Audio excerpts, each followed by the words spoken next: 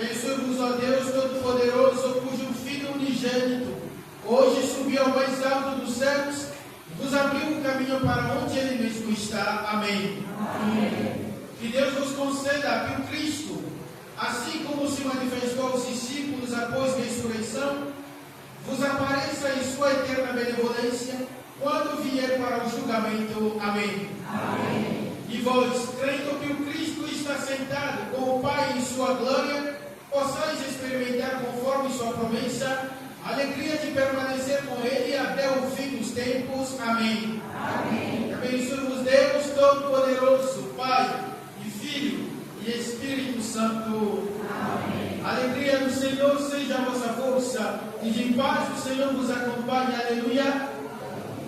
Graças a Deus.